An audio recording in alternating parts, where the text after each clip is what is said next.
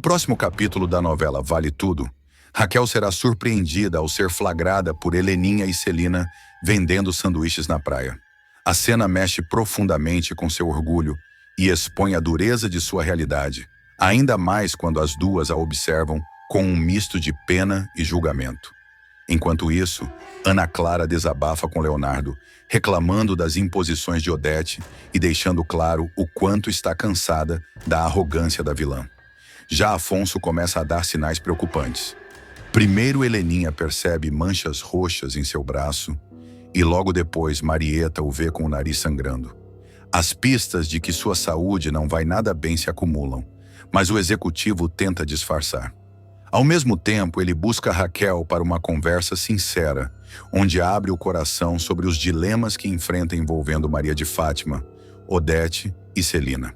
Apesar da dor causada pela filha, Raquel o escuta com atenção, e os dois compartilham um raro momento de cumplicidade. Antes de continuar, clique no botão de gostei, se inscreva no canal e deixe nos comentários a sua nota de 0 a 10 para a novela. Enquanto isso, Bartolomeu toma atitudes arriscadas. Confessa a Maia e Ivan que levantou informações graves sobre Gerson e promete ajudá-lo a enfrentar o rival. Ivan sente alívio e gratidão, vendo no pai uma força inesperada. Pouco depois, o veterano decide usar uma câmera escondida em seu corpo durante um almoço com Gerson, disposto a arrancar provas contra ele a qualquer custo. Paralelamente, Maria de Fátima escancara sua frieza ao revelar a Afonso o pacto que firmou com Odete, tentando convencê-lo de que aquela era a única forma de se manter no topo social. O executivo, devastado, percebe que suas escolhas estão cada vez mais distantes da ética que sempre defendeu. Pressionado por todos os lados, Afonso toma uma decisão drástica. Resolve deixar a TCA e vender suas ações para Odete, acreditando ser a única saída. No meio desse turbilhão, Maria de Fátima procura Raquel, sem imaginar que encontrará uma mãe diferente, endurecida pelas dores e decepções. Raquel abre restaurante, lança uma linha de sanduíches deliciosos e consegue lucro incrível. O grande ponto de virada acontece quando Celina, tomada por arrependimento, decide reparar o erro de ter se deixado levar pelas manipulações da irmã. Ela se emociona ao ver Raquel de volta às praias, vendendo sanduíches com a mesma dignidade do início de sua trajetória. O cenário é comovente. A cozinheira com o isopor no ombro, o sorriso de esperança no rosto, conquistando clientes anônimos e despertando olhares curiosos. Celina, em lágrimas, toma uma decisão ousada. Ela compra o imóvel onde funcionava a Paladar, o restaurante que marcou a ascensão e a queda de Raquel, e entrega de presente para que a amiga retome seu sonho. O gesto é carregado de emoção e simbolismo. Raquel, ao receber a notícia, fica sem palavras, apenas abraça Celina com força. "Você não imagina o quanto isso significa para mim", diz, com a voz embargada. Esse ato não só devolve a chance de reconstrução, mas também fortalece ainda mais a amizade entre as duas mulheres, unidas agora por um elo de confiança e reparação. Determinada a reescrever sua história, Raquel decide que não basta apenas reabrir o restaurante. Ela quer transformar o espaço em um marco de solidariedade e inovação. Surge então a ideia de um projeto especial. A cada prato vendido, outro será doado para quem precisa. A proposta humanitária logo conquista simpatia. Jornais locais começam a divulgar a iniciativa. Blogs de gastronomia aplaudem a ousadia e até influenciadores digitais se mobilizam para experimentar os pratos e compartilhar a causa. Raquel grava vídeos explicando a proposta, falando com firmeza e emoção, conquistando seguidores que se inspiram em sua luta. Nas redes sociais, o nome da Paladar volta a ser tendência. Hashtags como sanduíche do bem e comer e compartilhar viralizam, multiplicando a visibilidade da marca. Além do projeto solidário, Raquel decide resgatar suas origens. Lança uma linha exclusiva de sanduíches artesanais, inspirados nos que vendia na praia. Cada receita leva o toque da sua história. O sanduíche de carne louca, o de frango desfiado com maionese caseira, o vegetariano com legumes grelhados. Os sabores ganham fama rapidamente. Em pouco tempo, supermercados e redes de conveniência começam a disputar contratos com a Paladar. Em menos de 6 meses, Raquel já fecha 5 parcerias de peso, garantindo não só estabilidade financeira, mas também expansão da marca. A fila na porta do restaurante se torna cena diária. Celebridades aparecem para provar as receitas e elogiam publicamente. Um programa de TV gastronômico elege a Paladar como o melhor restaurante popular da cidade, dando à empresária um prêmio inesperado e emocionante. Enquanto o público vibra com a ascensão meteórica de Raquel, a vitória incomoda e fere profundamente Odete Roitman. A magnata, acostumada a saborear derrotas alheias, não suporta ver a rival ganhar visibilidade e prestígio. Essa mulher é como uma fênix. Quanto mais a gente tenta derrubar, mais ela ressurge. É insuportável, desabafa Odete, atirando uma taça de champanhe contra a parede de sua mansão. A situação deixa claro que o embate entre as duas está longe de acabar. Para Odete, o sucesso de Raquel é uma afronta pessoal. Um lembrete constante de que existem vitórias que o dinheiro não compra. Com a retomada da Paladar, Raquel passa a ser procurada por antigos aliados e novos parceiros. Ivan surge como um dos primeiros a oferecer apoio irrestrito, orgulhoso de vê-la de volta ao topo.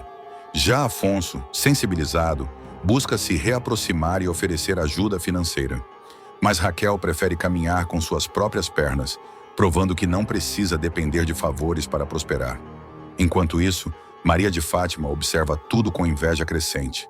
A filha, que acreditava ter eliminado a mãe do cenário social, se vê diante de uma realidade cruel. Raquel não apenas sobreviveu, como renasceu com mais força e credibilidade. Nos corredores da alta sociedade, comenta-se que Raquel é o verdadeiro exemplo de superação, enquanto Fátima é lembrada por escândalos, golpes e humilhações. O auge da nova fase acontece quando Raquel é convidada para palestrar em um evento sobre empreendedorismo feminino. Diante de centenas de mulheres, ela conta sua trajetória, fala das derrotas e das superações e é ovacionada de pé. A cena emociona não só o público, mas também personagens da trama que acompanham tudo pela televisão, reforçando o impacto de sua transformação. Cenas paralelas mostram trabalhadores humildes recebendo os pratos doados pela Paladar, mães emocionadas agradecendo, crianças sorrindo ao provar o sanduíche do bem. A mensagem é clara. O negócio de Raquel não é apenas lucrativo, mas também transformador para a comunidade. Se por um lado Raquel conquista aplausos e sucesso, por outro, as intrigas se intensificam. Odete prepara novos planos de sabotagem, Maria de Fátima articula contra a mãe em segredo, e até Celina, mesmo aliada, teme que a inveja da irmã volte a colocar tudo a perder. O ápice dessa fase chega quando Odete, furiosa com a consagração da rival, resolve aparecer pessoalmente na inauguração da nova ala do restaurante da Paladar. A cena é carregada de tensão. A empresária entra com seu ar soberbo, acompanhada de seguranças, e exige falar com Raquel diante de todos os clientes e jornalistas presentes. Você pode enganar essa plateia, mas eu sei quem você é de verdade. Uma reles vendedora de sanduíches de praia, que nunca vai passar disso, dispara Odete com sua voz cortante. Raquel, no entanto, não se intimida. Segura o microfone e, diante de câmeras e celulares, responde com firmeza. E é justamente isso que me enche de orgulho, meu Odete. Porque foi vendendo sanduíches que eu sustentei minha filha, que eu levantei meu negócio e que hoje eu coloco comida na mesa de quem precisa. Enquanto a senhora, com todo o dinheiro que tem, nunca foi capaz de dividir nenhum pão com ninguém. O salão explode em aplausos. Odete, vermelha de raiva, tenta contra-atacar, mas Raquel continua. A diferença entre nós duas é simples. Eu construí tudo com minhas mãos. A senhora só sabe destruir. E pode anotar, Odete. Quanto mais a senhora tentar me derrubar, mais alto eu vou me levantar. Porque dignidade, caráter e coragem não se compram no mercado de ações. O público vibra e até jornalistas registram o momento como a maior humilhação pública de Odete Roitman. Celina, emocionada, segura a mão de Raquel e sussurra. Você venceu. Odete sai do local derrotada, engolindo o próprio veneno, enquanto Raquel, ovacionada, reafirma seu lugar como símbolo de resistência e superação. Na noite de maior sucesso da Paladar, quando o restaurante está abarrotado de clientes, jornalistas e celebridades, Odette Roitman decide dar o ar da sua desgraça. Entra vestida em um longo azul cobalto, carregando o olhar altivo de quem acredita que ainda comanda todos os cenários em que pisa. O salão silencia por alguns segundos, surpreso com a ousadia da presença dela. "Essa farsa precisa acabar", dispara Odette, tomando o microfone das mãos de um dos garçons. O público fica em choque. Essa mulher não passa de uma aventureira. Não é empresária, não é nada. Apenas uma vendedora de sanduíches de praia que a sociedade resolveu romantizar. O clima fica pesado, mas Raquel, ao invés de se encolher, ergue a cabeça e se aproxima com passos firmes. Pega o microfone de volta, olha nos olhos da rival e rebate com um sorriso sereno, mas carregado de firmeza. "É verdade, Odette. Eu sou vendedora de sanduíches e tenho muito orgulho disso, porque foi com eles que paguei minhas contas e reconstruí minha vida. Enquanto a senhora, com toda a fortuna que tem, não passa de uma milionária sem afeto, incapaz de repartir sequer um pão com os mais necessitados." Um burburinho toma conta do salão. Câmeras de jornalistas disparam flashes. Celulares erguem-se para registrar cada segundo. A senhora pode comprar aviões, empresas, ações, mas nunca vai comprar caráter, dignidade e amor do povo. E é exatamente isso que me faz mais rica que a senhora. O salão explode em aplausos. Alguns clientes se levantam. Outros gritam o nome de Raquel em coro. Odette, atônita, sente o sangue subir ao rosto. Tenta responder, mas sua voz falha. A fúria é tamanha que derruba sua própria taça de champanhe sobre o vestido caríssimo, causando gargalhadas entre os presentes. No dia seguinte, os jornais estampam em letras garrafais: Raquel dá show e cala Odette Roitman em noite histórica da Paladar. Blogs e influenciadores viralizam os vídeos da humilhação com legendas irônicas: sanduíche 1 por 0 caviar e quem tem fome de justiça vai na Paladar. Maria de Fátima vai virar o jogo de uma maneira impensável. A vilãzinha que parecia derrotada, sem rumo, grávida e desprezada por todos, encontrará a cartada perfeita para se reerguer e finalmente se vingar de Odette Roitman. Através de uma descoberta bombástica, a sobrevivência de Leonardo, o filho que todos acreditavam morto, Fátima passará a ter em mãos a arma definitiva contra a bilionária. A partir daí, Odette se verá obrigada a engolir o próprio veneno e a servir de marionete para a golpista, que não perderá tempo em esfregar sua vitória na cara de todos.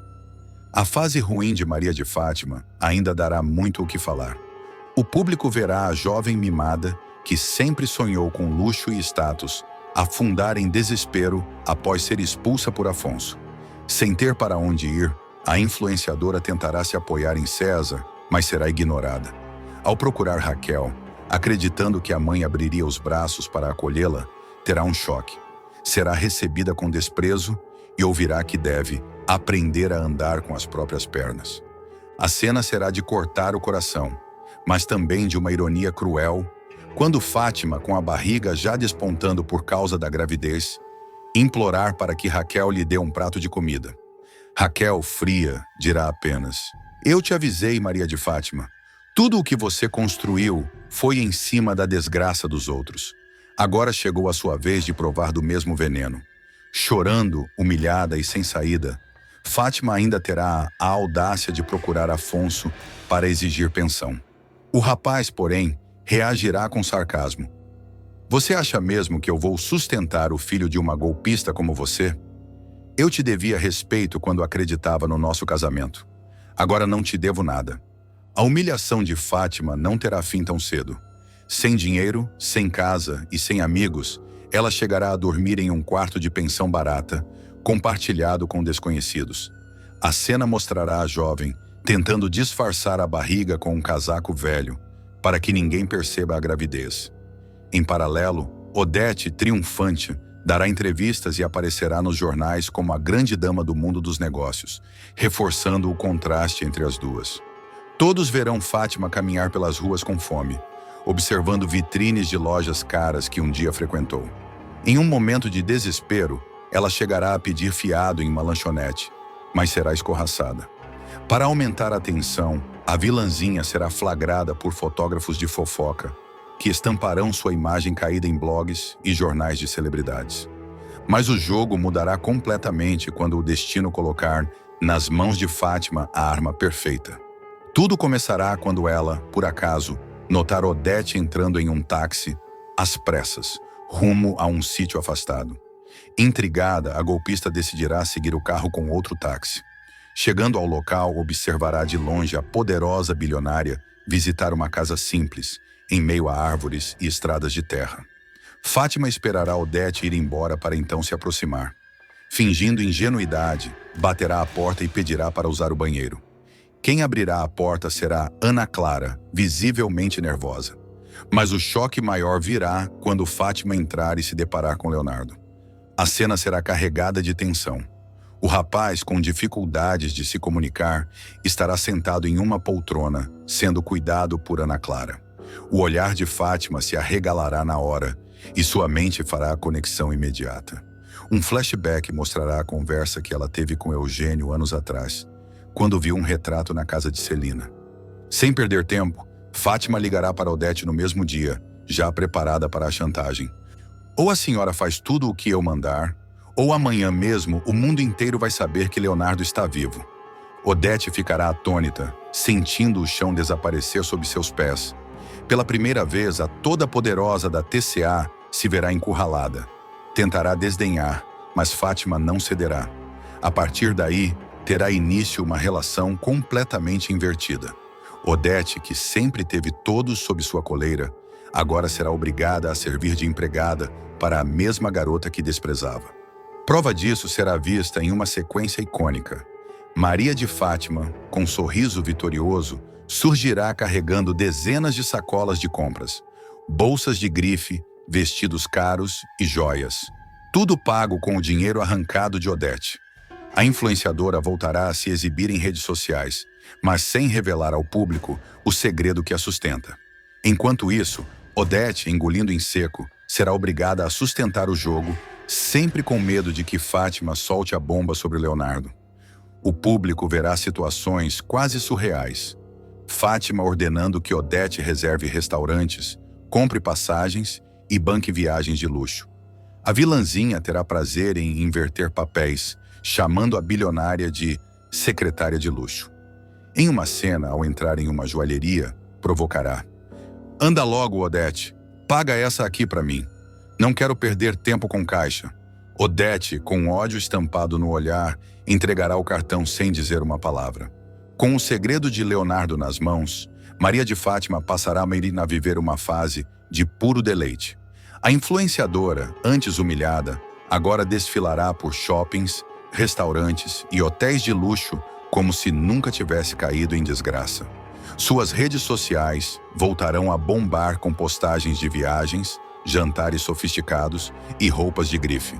Porém, o público perceberá que existe sempre uma sombra por trás das câmeras. Odete, carregando sacolas, pagando contas e engolindo cada humilhação. Em uma das cenas mais emblemáticas, Fátima fará questão de exibir sua nova posição de poder. Ao entrar em um restaurante 5 estrelas, chamará a atenção dos clientes ao entregar a bolsa para Odete.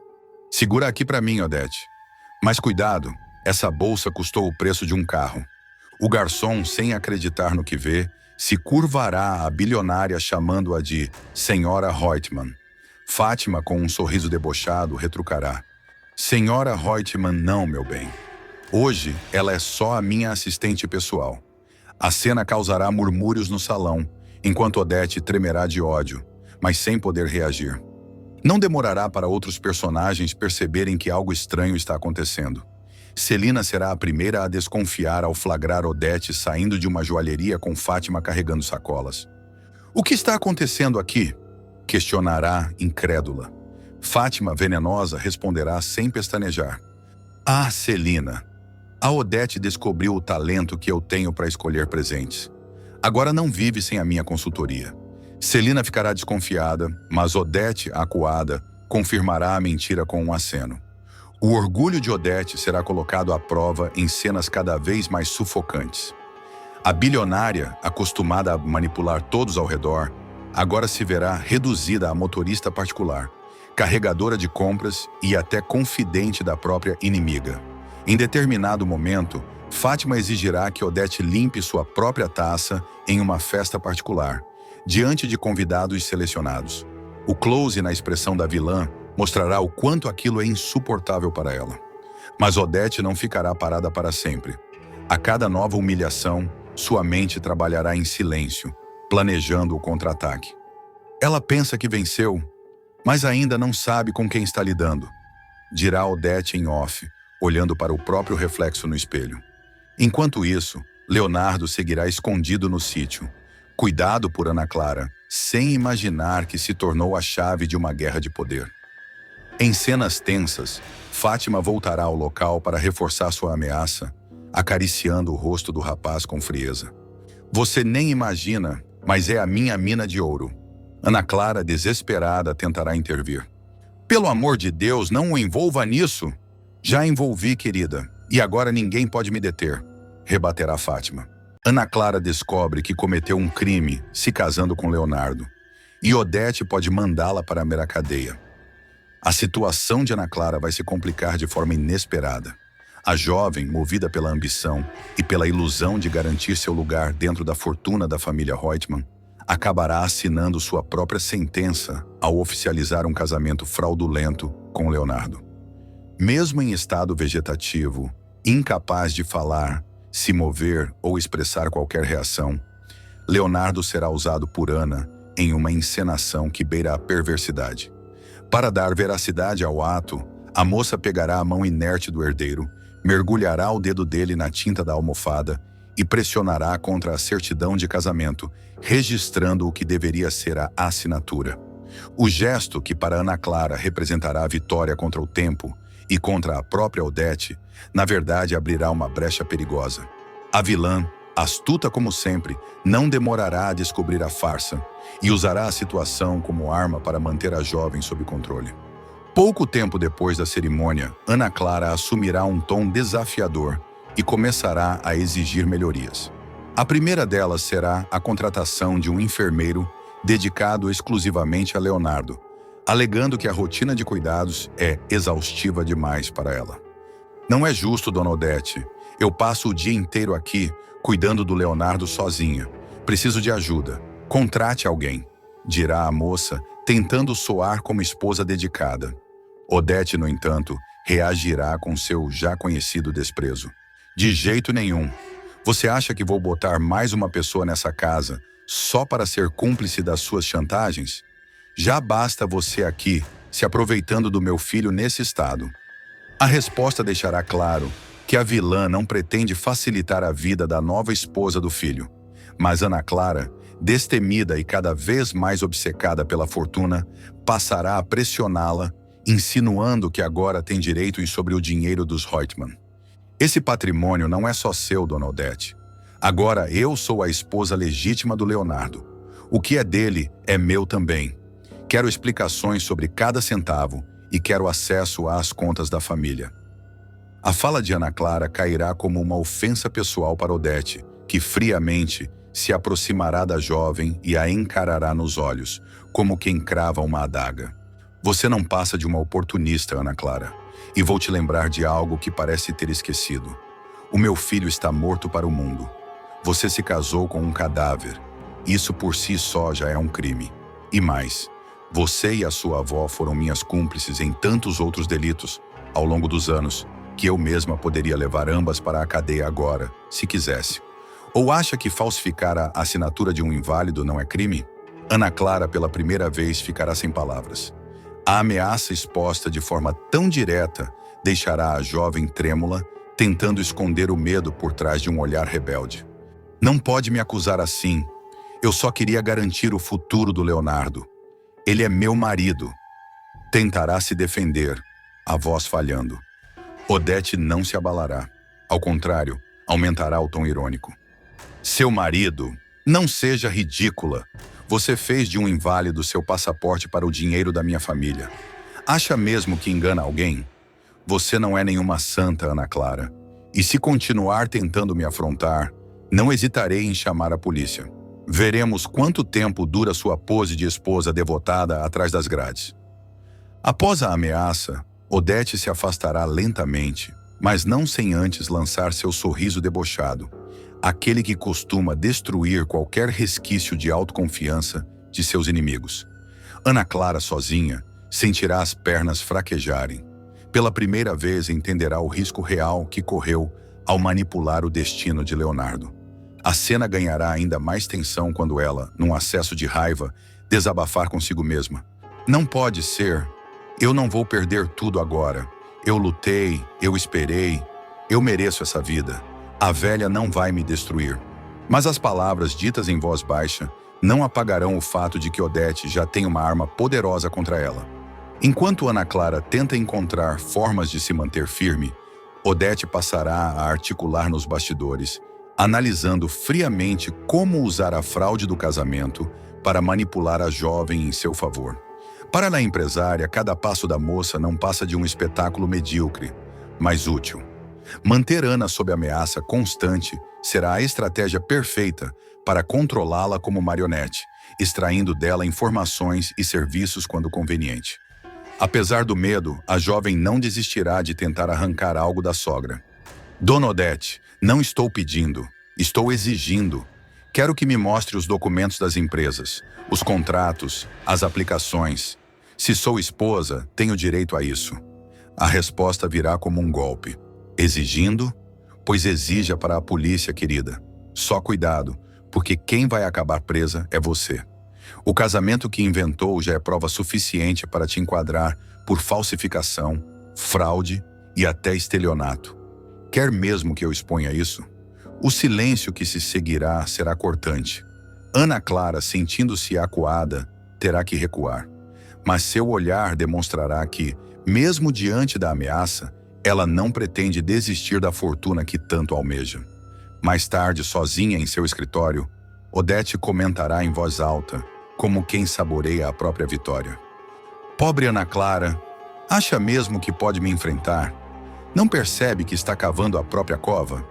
Tola, acha que me engana, mas sou eu quem a mantém viva, só porque ainda me diverte. Enquanto isso, Ana Clara chorará em silêncio, dividida entre o medo e a obsessão. Cada palavra da sogra ecoará como uma sentença. Não é uma santa.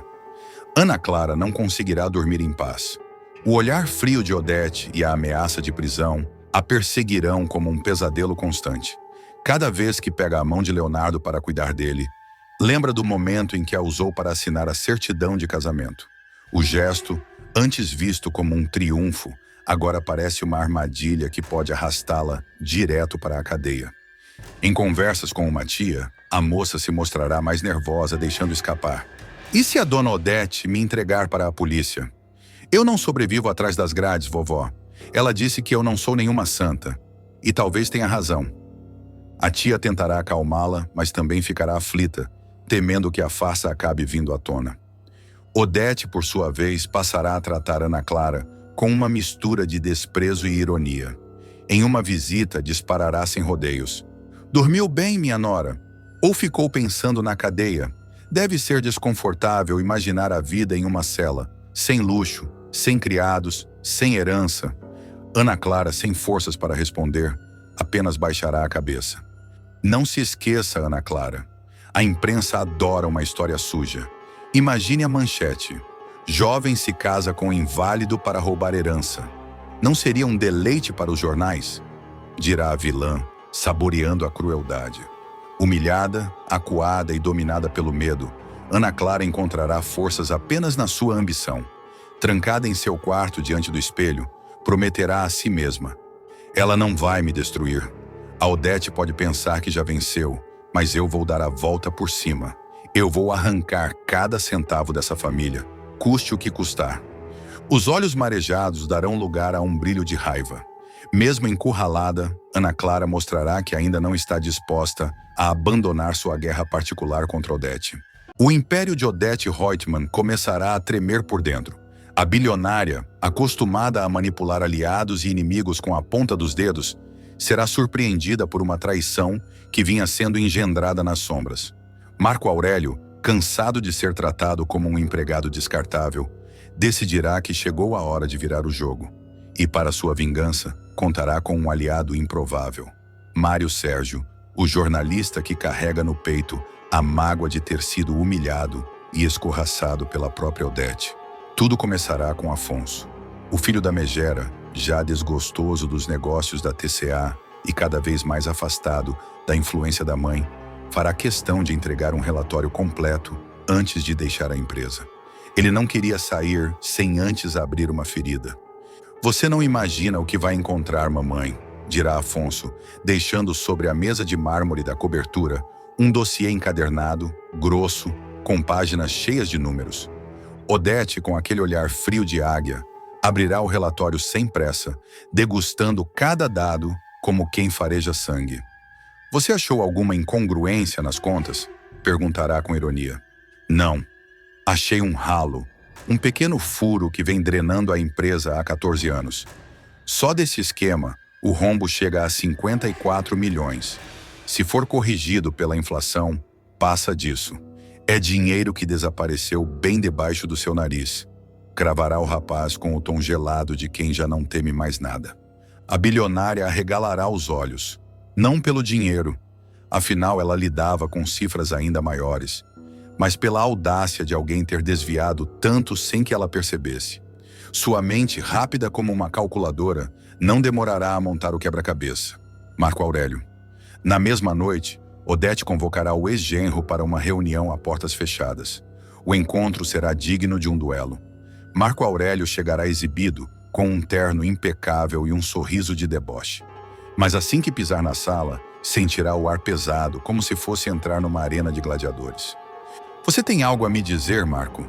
Começará Odete, deslizando lentamente o relatório até ele. Se é sobre os números da TCA, eu posso garantir que sempre cuidei da empresa como se fosse minha própria casa, responderá ele fingindo inocência. Odete, sem paciência para rodeios, atacará. Poupe-me da encenação. Eu sei que você desviou mais de 50 milhões. Eu tenho os registros, tenho as datas, tenho as transferências. Você me roubou por anos como um parasita. Marco rirá, jogando-se na poltrona de couro. Roubo é uma palavra muito feia, Odete. Prefiro chamar de investimento paralelo.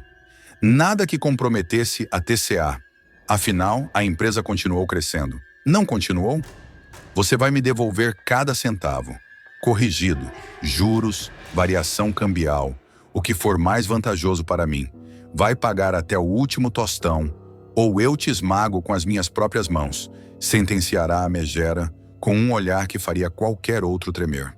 Mas Marco não tremerá. Por dentro, a humilhação ferverá.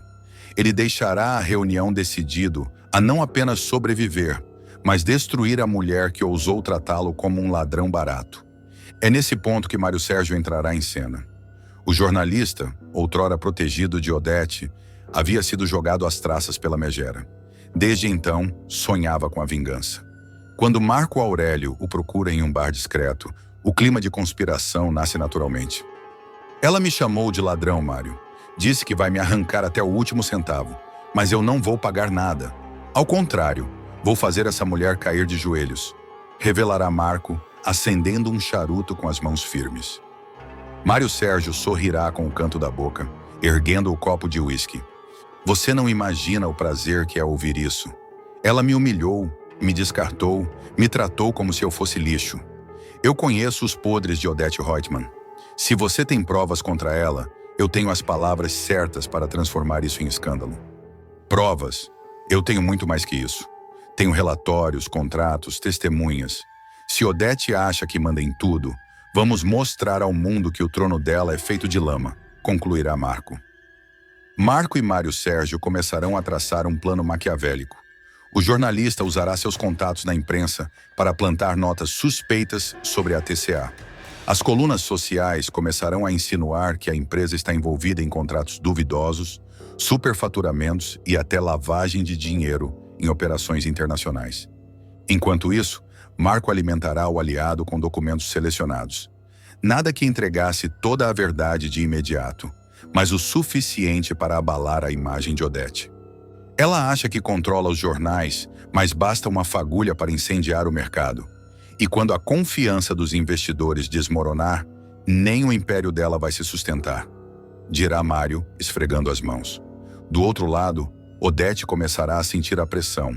O telefone tocará sem parar, acionistas exigirão explicações, jornalistas aparecerão na porta da mansão. Ela, é claro, reagirá com a arrogância de sempre. Eu não devo satisfações a ninguém. Esses boatos não passam de inveja do meu sucesso. Mas no fundo, Odete saberá que algo muito maior estava se movendo contra ela. A fumaça vira fogo. Mário Sérgio lança a primeira bomba em coluna de grande circulação. Contratos cruzados e consultorias relâmpago orbitam a TCA. Não cita Odete nominalmente, mas todo mundo sabe ler subtexto. O mercado fica ouriçado. Corretores, analistas, acionistas, todo mundo quer um posicionamento. Odete convoca a diretoria para uma reunião de emergência. O silêncio da sala pesa. Quem falou? Corta a bilionária, olhos de lâmina varrendo a mesa. Ninguém responde. Freitas engole seco. Um controller tenta explicar ruídos naturais, mas Odete corta. Ruído é o barulho que antecede a queda. Eu não caio. Fora dali, Marco Aurélio e Mário Sérgio calibram a próxima atacada. O jornalista aciona ex-funcionários, secretárias invisíveis, aquele povo que viu demais e ganhou de menos. Em troca de anonimato e um cafezinho forte, eles abrem o baú. Notas frias, consultorias gêmeas, prestadores com CNPJ dormindo. Marco organiza o material como quem afia uma lâmina. Ela gosta de números? Vamos enforcá-la com planilhas. Dispara. Odete reage com a fúria de um furacão disciplinado. Escritório de crise, pareceres externos, telefonemas para redações. Direito de resposta pousa na mesa dos editores. Só que Mário Sérgio já preparou o ato 2. Uma matéria com linhas do tempo mostrando como contratos satélites sempre orbitam épocas de eleição. A manchete não acusa, insinua. E insinuação na praça vale mais do que sentença. Afonso observa de fora. Ele até tenta se manter alheio. Foi ele quem entregou o fio do novelo, mas não queria incendiar o tear. Solange percebe o peso no olhar dele. Você não precisa voltar para salvá-la, Afonso. Ele apenas... Não é sobre salvar. É sobre acabar com o ciclo. Na TCA, Consuelo organiza a coletiva. Odete entra como quem pisa num tribunal que ela mesma preside. Terno impecável, pé cravado no mármore. A TCA não negocia com boatos. Mas os repórteres vieram armados com perguntas de Mário Sérgio que já circulam nos bastidores. Quem é a Trafalgar Consultoria? Por que 3 contratos em sequência para a mesma obra? Existe relação da TCA com offshores no Caribe? Odete sorri de canto. Existe relação da imprensa com a falta de pauta. Enquanto a plateia ri sem graça, Mário publica outra nota em tempo real. Print de e-mail com pedido de ajuste retroativo de escopo. Nada ilegal na frase, tudo explosivo no contexto. A coletiva vira campo minado. Odete mantém o prumo, mas a luz do palco já não é toda dela. Do outro lado da cidade, Marco aperta Freitas num gabinete escuro. Assina um memorando e garante que a governança revisou. Você me deve. Freitas sussurra. Odete vai me destruir. Marco. Ela destrói de todo jeito. Comigo você pelo menos respira. Afonso será diagnosticado com leucemia e decidirá mudar completamente sua vida. O rapaz romperá com Odete e abrirá mão até da herança, abrindo caminho para um recomeço inesperado ao lado de Solange. Tudo começará depois do flagrante devastador. Afonso pegará Maria de Fátima na cama com César, o homem que sempre rondou sua vida como sombra e rival. O choque será tão profundo que ele não conseguirá sequer discutir. Acabou, Fátima, dirá com os olhos marejados, expulsando a vilã de casa. Ela ainda tentará argumentar, mas o triatleta manterá sua decisão firme, exigindo o divórcio imediato e, para sepultar qualquer dúvida, um exame de DNA sobre a gravidez da esposa. O resultado cairá como bomba. O filho que Fátima espera não é dele. A farsa estará desmascarada e Afonso se revoltará ainda mais ao descobrir que tudo fazia parte de um plano ardiloso arquitetado por sua própria mãe, Odete Reutemann. O jovem, ferido no orgulho e no coração, se levantará contra a empresária de ferro, dizendo que não quer mais ser manipulado. Sua decisão chocará a família. Ele deixará a mansão dos Reutemann, abrirá mão do cargo de destaque na TCA, venderá suas ações e anunciará que não quer nada da herança bilionária. Enquanto todos digerem a ousadia de Afonso, um drama ainda maior começa a se desenhar. Durante os treinos, Igor notará que o amigo não tem o mesmo fôlego de antes. "Você tá estranho, Afonso. Sem energia, ofegante demais", comentará o treinador. O mocinho, tentando esconder, dirá que é apenas cansaço acumulado. Mas os sintomas aumentarão. Heleninha, sempre atenta ao irmão, verá manchas roxas no braço dele, como hematomas que não deveriam estar ali. A preocupação crescerá quando Afonso tiver um sangramento repentino no nariz em pleno jantar com a família. Celina, assustada, correrá em busca de um lenço, enquanto Odete, fria, minimizará. Isso não é nada, um mal-estar passageiro. No entanto, não será. Dias depois, ele passará mal no meio de uma corrida, caindo de joelhos diante de Solange. A ruiva, que sempre manteve uma relação de respeito e amor velado, o ajudará e insistirá para que faça exames. "Não adianta tentar bancar o herói, Afonso. Sua saúde vem primeiro. Vai ao médico agora", dirá ela, em tom firme. O diagnóstico não deixará margem para dúvidas: leucemia. O mundo de Afonso, já abalado pela decepção amorosa e pela ruptura com a mãe, desmoronará de vez. O médico explicará com calma o processo do tratamento, os riscos e a necessidade urgente de buscar compatibilidade para um transplante de medula. Ao ouvir a notícia, Afonso sentirá o chão sumir debaixo de seus pés. Mas no meio da dor, também surgirá uma revelação inesperada. Solange, comovida e sem conseguir mais esconder, contará que ele é o pai dos gêmeos que ela espera. "Você não está sozinho nessa luta, Afonso. Eu nunca quis te pressionar, mas chegou a hora de você saber. Os meus filhos são os seus filhos também." O impacto será imediato. Afonso, fragilizado, encontrará na notícia uma força inesperada. Ele se agarrará à ideia de ser pai, de ter um futuro ao lado de Solange, mesmo diante da doença. A família inteira se mobilizará. Heleninha, Celina e até mesmo Odete farão os exames necessários, mas nenhum resultado será compatível. O clima será de desespero. Odete, pela primeira vez, se verá impotente diante de algo que seu dinheiro e seu poder não podem comprar. Determinada, ela tomará uma decisão extrema. Levará um enfermeiro em segredo até Leonardo, o filho que escondeu do mundo por mais de uma década. "Ninguém precisa saber a verdade. Apenas faça o exame", ordenará ela. A chance de salvação de Afonso estará, ironicamente, nas mãos do meio-irmão, que todos acreditam estar morto.